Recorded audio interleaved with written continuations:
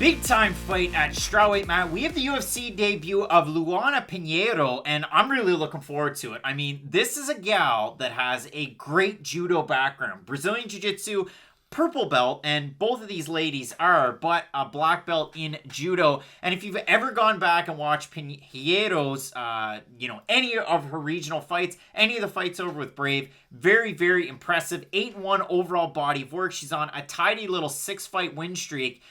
That's also a finish streak, and all of those first round finishes. And listen, if you look at the level of competition, it might not be all that good. Was Frosto all that good over on Contender Series? No, not really. I'll be totally honest with you. If you look at it, Stephanie Frosto, maybe not one of the best fighters at 8-6. It was a little bit of a setup fight for Pinheiro, but if you look at the way she was able to get the win, holy smoke. She has massive hooks when she goes to close distance. She has very, very good striking.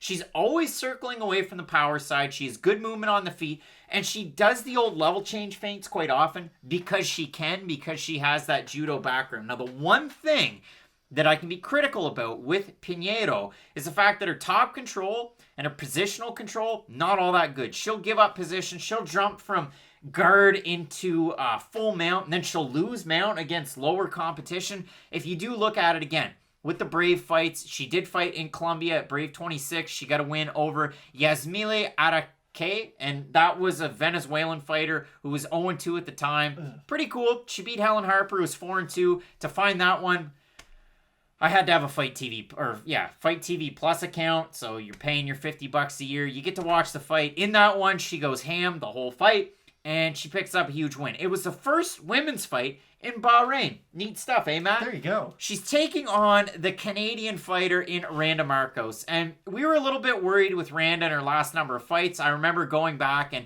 if you look at it, 2020 just wasn't all that good to her. She lost to Amanda Hebas, she lost to Mackenzie Dern, and she lost to Kanako Murata, the former strawweight champ, over with Invicta. And I remember going into some of those fights saying, well, Randa, she cross trains because she's out of Windsor, but she goes to Detroit and she kind of just goes across the bridge. And I'm going to train at all these different spots. And the pandemic, I don't know if that's the reason why she had so many issues, but I'm sure it played a part. For this one, she's actually training out of Travis Luter's BJJ down in Texas. She had a little bit of a trip. I saw it training over with Bob Perez, getting some of that striking work in. So maybe she's the new Derek Lewis to the division. I don't know. But for Randa Markos, at least a little bit of consistency in the training camp in the States for this one.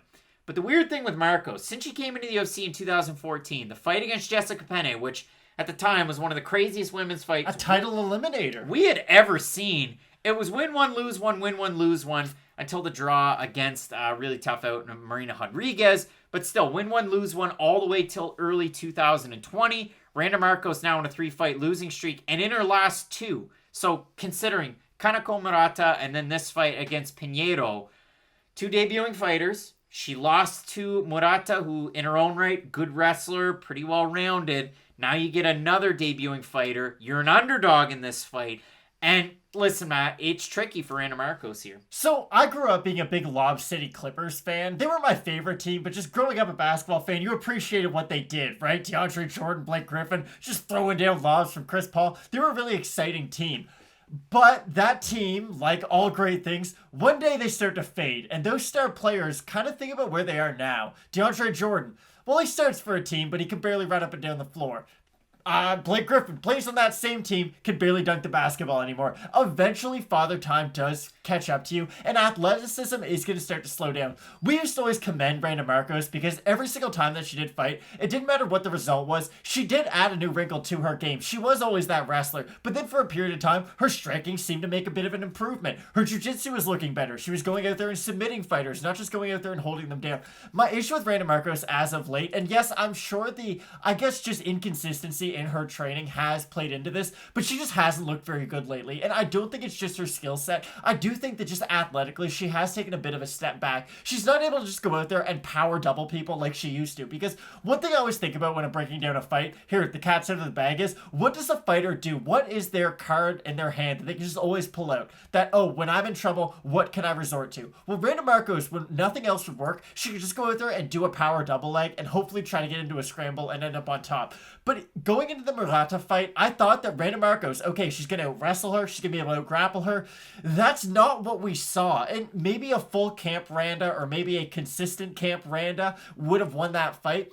But the fact that we're not just seeing her go out there and not secure takedowns. We're seeing her getting taken down. We're not just seeing her going out there and not being able to grapple as effectively and not passing guard. She's the one who's getting out grappled when she's the one on the bottom. I'm just concerned that Randa Markos at this stage of her career, she's not on the front nine. If anything, she's on the back nine getting ready to go to the clubhouse. I just don't think Randa Markos is that same fighter who fought Juliana Pena all that time ago. And is there anything against that? No, she's 35 years old at 115 pounds. We normally talk about this with like welterweight fighters and lightweight fighters. Like, hey, when you're like 33, 34, you're kind of starting to go out of your prime. Normally when fighters are bantamweight, flyweights, strawweights, you're going to age at a much rapid pace. So honestly, it's kind of just insane that Randa Markos has been able to just last this long in this sport, because she has been one of those pioneers, and it does suck to say. I just feel like this point in her career, the sport has somewhat passed by Randa Markos. Now, you might look at the record. If you're on the UFC site, it's probably 10-11-1. If you look everywhere else, it's 10-10-1, because there was that one fight over on The Ultimate Fighter, and it was a 3-rounder against Rose Namajunas. But let's talk about the losses. Kish, Namajunas, Penne. At the time, Penne got the title shot. Kovalevich, then we're talking Courtney Casey, Alexa Grasso, Nina Nunes, the draw against Rodriguez, I'll lump that one in there. Claudia Gadelha, where, listen, it was a decent fight. Hibas, Dern, Murata. Forget about Murata, because I think she does have a future, and I think she could get a ranking next to her name. But everybody else on that list, pretty good fighter. And then you look at the wins. I mean, Angela Hill, Yoder, Lima, Esparza, that was a good win at the time. It was a close fight, but it's tricky because Randa Markos is taking on a really, really good level of competition. If you like her wrestling and her top pressure, maybe you like her against somebody like Luana Pinheiro, because again, from everything that I watched and all those fights for Pinheiro coming up, she does just get a little bit wild and a little bit excited. Mind you, she gets all of these first-round finishes. She has really, really good footwork. She has good striking for somebody whose base is jiu-jitsu and judo. And she's another one of those fighters, and I had to write it down, the Rousey effect. And she'll talk about it in her own right, but I get into this because Ronda Rousey, and I was into judo, and now I'm here. It's tough for Randa Markos, though. Again, I like the move to Travis Luter's BJJ. Do I like Kevin Holland there anymore? No, I do not. But for Randa Markos, I think that's a decent move and a little bit of consistency in your camp. So you might like Markos, but again, she's a plus 165 underdog. She opened there. She's now a plus 144 thereabouts on best fight odds. For Luana Pinheiro, she opened a minus 194. She's a minus 174. And if we look at the Tapology votes, just to get an idea of the fan vote, you have 949 total votes, 82% Pinheiro, 59% by decision, 22% by submission, 14% by knockout. For Randa, out of all the losses, decision, armbar, decision, majority of them are by decision. So maybe you really like Pinheiro in this fight. What are you thinking here? Randa Markos is older than Kyle Lowry at the end of the day, and Kyle Lowry's looked at as like the greatest rapper of all time. He's made 6 All-Star games, he's won a title, like he's accomplished so many great things in his career. We're talking about Randa Markos, who isn't even in the rankings, and she is at this stage in her career. It's not a great time to be a Randa Markos fan or supporter. It's just, she is at this point in her career where it is kind of over the hill, if you will. I think she could go out there and maybe out-wrestle Pinheiro and have one of those classic Randa Markos performances, and maybe does turn back the clock and wins this fight with her wrestling. I just think with Luana, I think her defensive grappling is good enough to keep Randa off of her. And at this point, I don't think you need us to tell you Randa Markos' striking isn't very good and it hasn't really progressed much. She still has that like weird stiff stance. And it is weird because when people fight Randa Markos, they don't throw a lot of output because they are worried about the takedown. So if she does get involved in these weird kind of mirror matches where not a lot's being done on the feet, watch out for that. This could result in kind of a snoozer that way. But I do think Luana is the much more developed striker, so that if it does become one of those weird kind of we're both looking in the mirror fights, I just think Luana can land first and land more often. When you're going to the clubhouse between the front nine and the back nine, do you usually stop in? Like, I like a bucket of Colorado Kool-Aids. Like, that's usually my go-to. Every now and then. You got to go with that. But, Matt, we're both going with Brazil's Luana Pinheiro in this fight. Coming out of Nova União, you talk about the breadth of training partners there as well. And at the time, and I don't know if it's still a thing, but it was back in the summer, it was in our other fights that I saw with Brave,